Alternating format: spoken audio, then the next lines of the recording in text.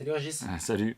Alors, petite question à te poser. Ouais, La différence, on va parler de ski hein, évidemment, oui. entre la randonnée nordique et la randonnée alpine. Bah, il n'y en a pas parce que on pratique le ski de montagne et qu'elles soient basses ou hautes les montagnes, on se déplace à ski. Non, effectivement, il y a une différence.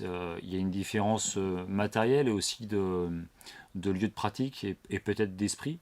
Je vais essayer de schématiser pour faire très simple. Donc moi, je ne mets pas en opposition les pratiques, j'essaye juste d'expliquer.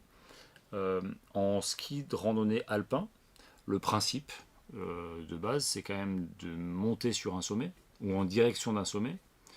On a le talon détaché, on utilise des pots de phoque. Et ensuite, quand on arrive à son point d'arrivée, à son sommet, on enlève la peau de phoque, on attache le talon et on se fait un gros plaisir en descente. Donc il y a le côté sportif, il y a le côté d'adrénaline, on vient chercher aussi la rencontre qu'on peut trouver en montagne. Donc c'est un sport extraordinaire qu'on peut pratiquer à toutes les altitudes, mais on va monter assez haut. La différence, la randonnée nordique, elle se pratique sur des terrains qu'on pourrait qualifier de moyenne montagne ou des plateaux d'altitude, sur des pentes dites plus nordiques, c'est-à-dire jusqu'à à peu près 30 degrés de pente. Et le principe est un peu différent, puisqu'en fait, nous, en randonnée nordique, on a toujours le talon libre. Alors le ski, ils peuvent être assez similaires en termes de ligne de côte, mais nous, sous la semelle, on a des écailles.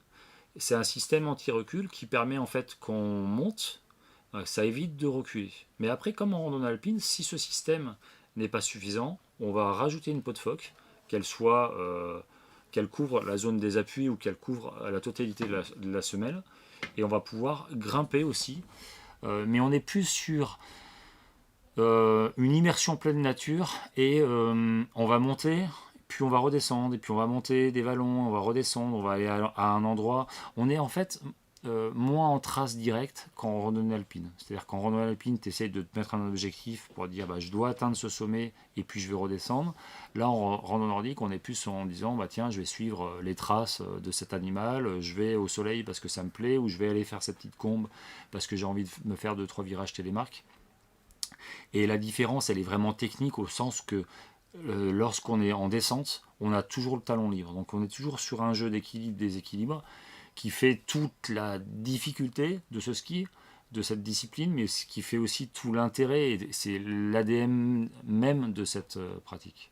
Justement, en descente, du coup, on a des écailles sous les skis. Ouais. Est-ce qu'on retrouve quand même des sensations de glisse? Parce que les écailles, ça doit freiner, non?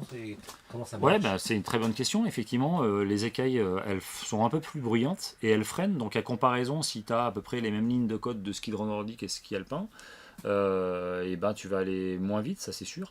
Mais encore une fois, je dirais que si tu cherches la glisse, tu l'auras en randonnée nordique, mais c'est pas vraiment là où tu vas la trouver. Il vaut mieux peut-être faire du ski de fond ou de la randonnée alpine.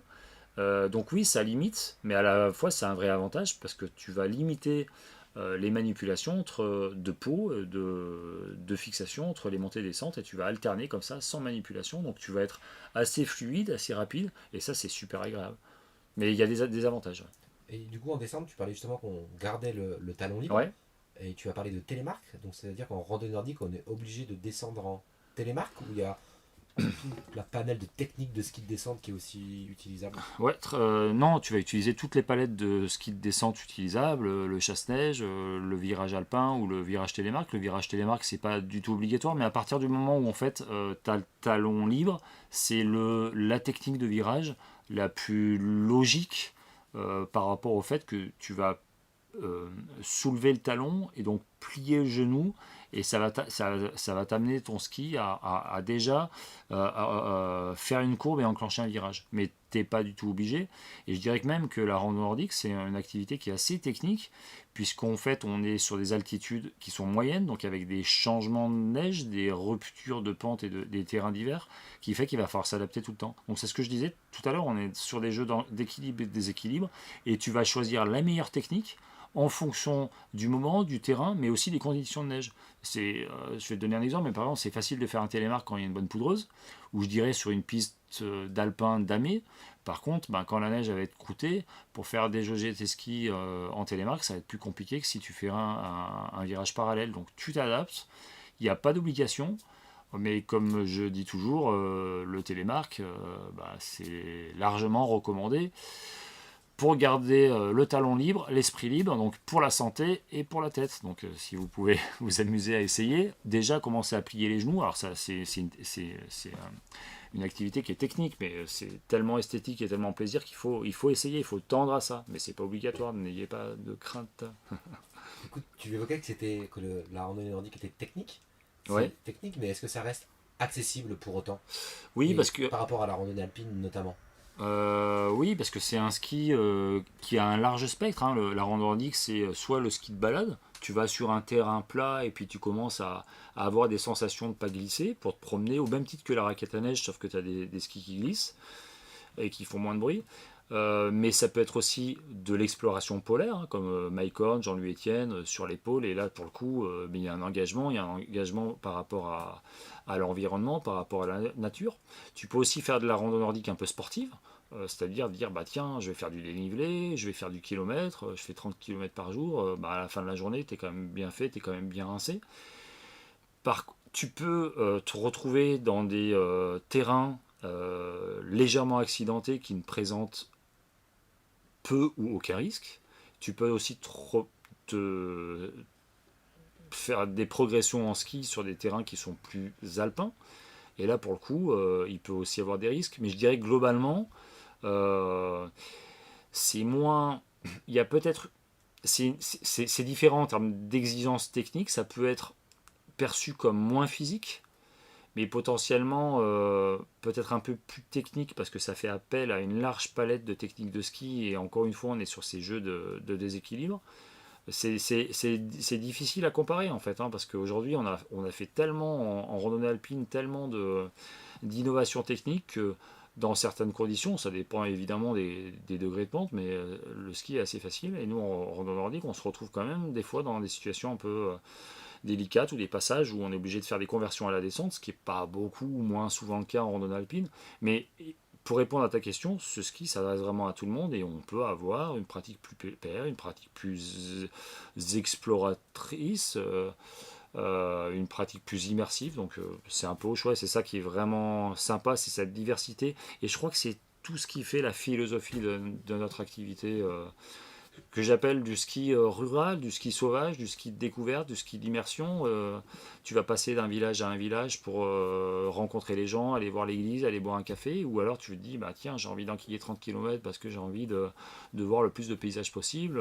Je peux aller avec mes skis de randonnée nordique faire de la photo, faire de l'affût, etc. C'est hyper diversifié, donc c'est pour ça que j'aime ça, c'est trop cool. Est-ce que je peux pratiquer en famille par exemple, facilement avec des enfants? Partir justement à la découverte d'un territoire, de la ruralité.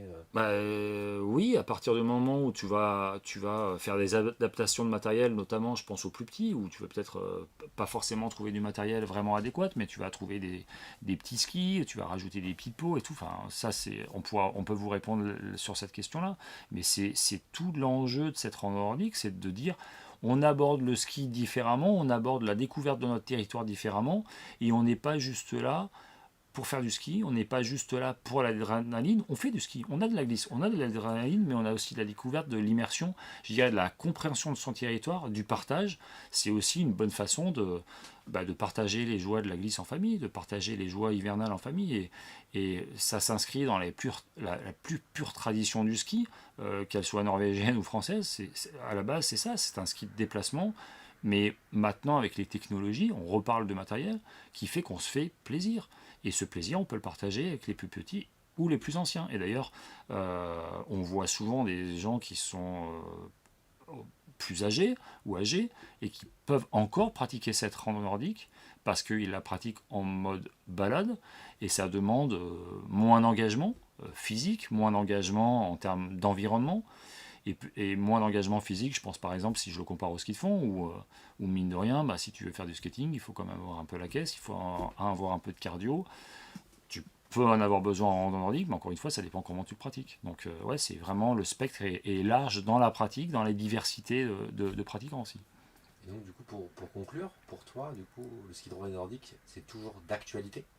C'est toujours d'actualité, c'est un ski plus que d'actualité, c'est un ski d'avenir, puisque, encore une fois, c'est un ski de diversification des activités de moyenne montagne, ouvert à tous, qui est gratuit, qui aussi intègre une philosophie, je crois, de compréhension de son milieu, de vouloir dire, bah, quand je pars à la découverte, c'est pas juste je vais consommer de la montagne, non, c'est je vais vivre cette montagne sous tous ses aspects.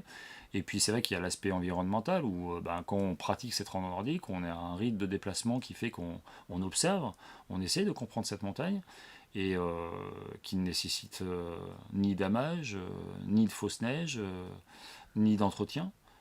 Quelques centimètres suffisent, hein, 4-5 centimètres suffisent à commencer à glisser. Donc ouais, je pense que c'est un bon calcul à titre individuel de faire de la rando nordique. C'est aussi un sport santé. Hein, il y a des études qui ont été faites là-dessus et on sait que ça fait du bien au corps et à l'esprit. Je crois que ça fait du bien à la nature et ça pourrait permettre à des collectivités locales de diversifier leur activité et de choisir un petit peu la clientèle de leur station de moyenne montagne. Et ça répond aussi à la question de quelle clientèle on a envie de venir, on a envie de faire venir sur notre territoire. Bah, peut-être que la clientèle de rando nordique, qui est moins nombreuse, mais qui consomme, qui a envie de venir au contact des autres, ça peut être un bon choix. Donc oui, c'est d'actualité et d'ailleurs ça a le vent en poupe, on le voit, les chiffres le disent et on le remarque au nombre de pratiquants sur nos territoires de montagne. Merci. Avec plaisir et bonne glisse.